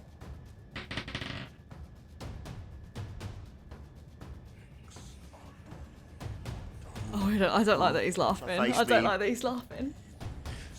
Evens was Gunderson, right? That's what I said. I said Evens was yeah. Gunderson. Gunderson's rolled a nat 20. Come on, Gunderson. He might just live after all. Maybe I'll spare him. So, Aark, you speak these words into the face of this shadowy, corporeal Mind Shadow. and the Mind Shadow's face completely disappears, and you see Gunderson's appear as if it was completely covered by smoke before. And he kind of relaxes his grip on the controls, brings the helicopter to like a steady hover. And even through this storm, which he is still struggling through, descends onto the top of this peak, somewhere where he can land through the storm. You feel the helicopter, the turbulence that's going on, the snow and the wind that's rushing around through it. You feel every instrument and every bit of metal hinge just rumbling. And the helicopter lands. And the Mind Shadow dissipates out of Gunderson's body. Oh. Gutted. I'd love to have smashed that stupid smug face in. I mean, sorry, what? We saved Gunderson, guys! Yay! You have landed. You're at the peak, but there is this kind of flat outcrop of land, a bit like Middle Peak where you were, where the snow and wind is still rushing around, like this is a perpetual storm. But you start to feel the storm soften around you, and you all notice that you're in the eye of a storm. So it's calm and pleasant while this other storm whistles around the outside of this peak. And Gunderson kind of goes, Oh, I landed. Oh, that's fine. Okay. Don't really know what happened there. Why is my neck cut open? Oh, what happened to the door? Titus, did you damage my helicopter? I'm going to make you have to pay for that. Yeah, sorry about that on mine. I just thought, we weren't really getting the full effect of, when you want to like drive in a car with the top down? It was that, but with a helicopter. I thought it'd look better with the door off. Open to the elements, yeah. We will heal you if you let Titus off the fee for the door. I'm sorry, you'll what? I'll heal you. I'll heal the wound in your neck if you let Titus off the fee for paying for your door. Oh, I guess that's an interesting proposition. And he opens his ski onesie, pulls out this little vial of health potion and necks it himself. Good. I didn't want to waste a spell slot on you, really. That counts as us healing him, doesn't it? Just like telling him he could heal himself. So we're all square. Yeah. He's healed himself. He's gone, I don't need you to heal me. I've got so many potions on me. Goodness, I'm rich, remember? God. Well, then you don't need Titus's money either, bitch. Oh! Fine, whatever. Okay, so you're here now. You got a better tour than you thought you would. We're here at the top of the peak. Now what? See you later. And, what? Yeah. Aark walks out into the storm, onto top of the mountain. Yeah. Bye, dickhead. You're just going? Yep. Yeah, just keep the meter running, buddy. I'm not your fucking taxi. You want me to stay here? Oh, I'm sorry. Did you win the race down the mountain? Oh no, you didn't. So shut the fuck up, you posh twat. Are you all exiting the helicopter? Yeah. Can I cast a spell on Gunderson? Yeah, of course I'm you can. What would you like to cast? Use Charm Person. So you attempt to charm a humanoid you can see within range. It must make a wisdom saving throw and does so with advantage if you and your companions are fighting it, which obviously we're not. If it fails the saving throw, it is charmed by you until the spell ends or until you or your companions do anything harmful to it. The charmed creature regards you as a friendly acquaintance. When the spell ends, the creature knows it was charmed by you. Okay. What do you not want it to beat? What do you not want Gunderson to beat? 13 at the moment. 13, okay. Gunderson rolls he rolls a 10. Woo! So he is fully charmed by you. Lovely. You let go this wonderfully radiant energy from your prosthetic arm. And it envelops him, and his not so sunny disposition turns into a sunnier disposition, and he goes, Oh, look, it's my friends, Aark, Titus, and Zakaya. You must be as rich as me for me to call you friends. We must all go out and spend lots of money sometime. Actually, we're a bit short of money right now. Do you have any on you? Oh yes, I've got so much cash on me. Are you kidding me? Share the wealth and all that. Wouldn't it be lovely if you gave that to us? I guess that would be quite nice, wouldn't it? How much do you want? Maybe 1,000 gold each. Oh, 1,000 Jesus. gold each. That's chump change for me. Sure. Here you go. And just like he passes you like credit cards. Like you all just get these like gold and platinum credit cards that are just chocked full of money to use wherever you want. Amazing. Thanks, friend. So much gold. We are Oh my so God. wealthy. Oh my God. Honestly, the next time we go to a God. tavern, we're going to bloody rage. So, keep the helicopter here until we return. Yeah, buddy? Oh yeah, no problem at all. Right, well, I guess I'll just leave you guys here and I'll just wait for you to return, friends. Okay, buddy. You get Bye. the feeling that when you're talking to Gunderson, he's never felt these feelings in his life before. He can't quite understand why he's being this way, but he's just fully going with the role. So yeah, he stops the helicopter as it's landed. You've all exited, I imagine. Yep. Yep. Okay, so you're on top of this peak. What do you want to do? Should I fire up my locate object again? Yeah, I guess so. Might be an Yeah. idea, yeah. This is my last Oh, second level spell. dear. I've been very spell heavy already. Yeah, cool. So I cast locate object, searching for a galactic gate. Ping, you find the galactic gate. It's directly below you. Oh. You are stood on top of a rocky mountain, snowy ridge, but you detect it maybe about 500 feet below you. Nice. Can I maybe like go...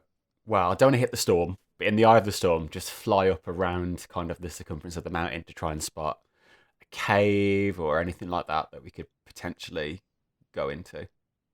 Yeah, you head up into the sky, and you, without going into the storm, you fly around and you see kind of like snowy ridges, like right on the outside of the mountain that lead down in kind of a spiral-esque kind of staircase.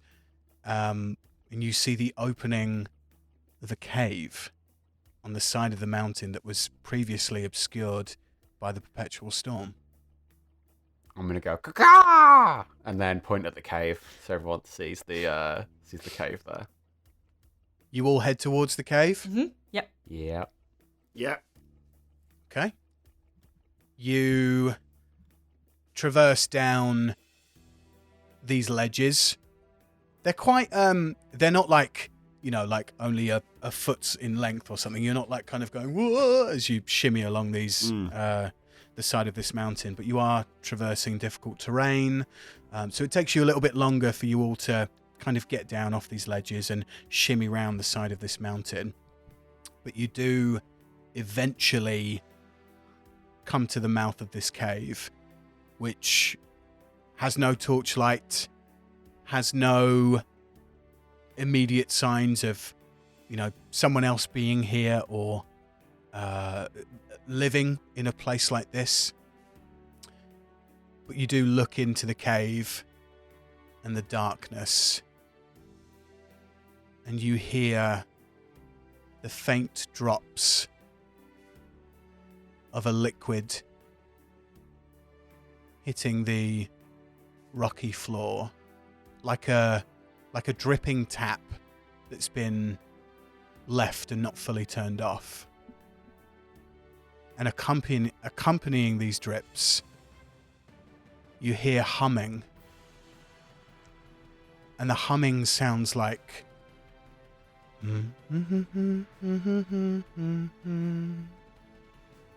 And that's where we'll end our session. Oh my god, that's so cool and creepy. Cool and creepy. In equal measure. We did the horror episode before.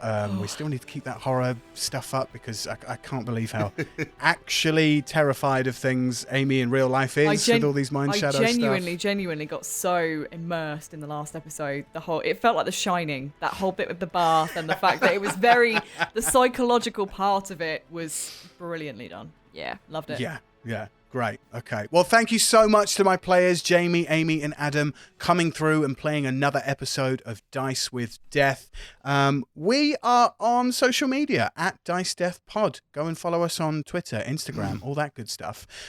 If you're listening to us, well done. You found us on Spotify, on Apple Podcasts, on Google Podcasts, wherever you get your podcasts. So if you are there, and you get a chance to subscribe to us because then you'll see when all the new episodes come out. And also, please go ahead and leave us a 5-star review. It genuinely really helps us out. So thank you very much. Jamie, if people want to find you on social media, where should they go to find you? You can find me on Twitter. I'm Jamu1987. Amy, if people want to find you on social media, where can they find you? I'm on Twitter, Amy_Mallett with 2 T's. With 2 T's. Remember Big the 2 T's. Big T. Amy T. Doesn't make any sense. Adam, where can people find you on social media? You can find me on all the social medias at Adam Wilbourne. A little bit of a challenge as well. If you are going to leave us a 5-star review, why not write it in the style of Eric and Schmorgenhausen, and then maybe Ollie will read it on a no dice. Just a thought. Just a thought.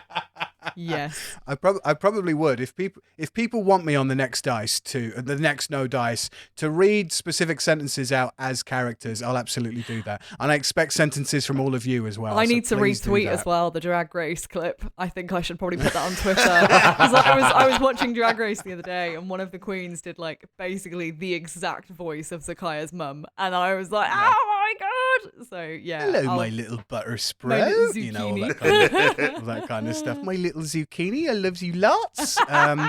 Thank you so much for listening to this episode this week, guys. We'll see you on the next episode of Dice with Death. Say bye, guys. Bye. Bye.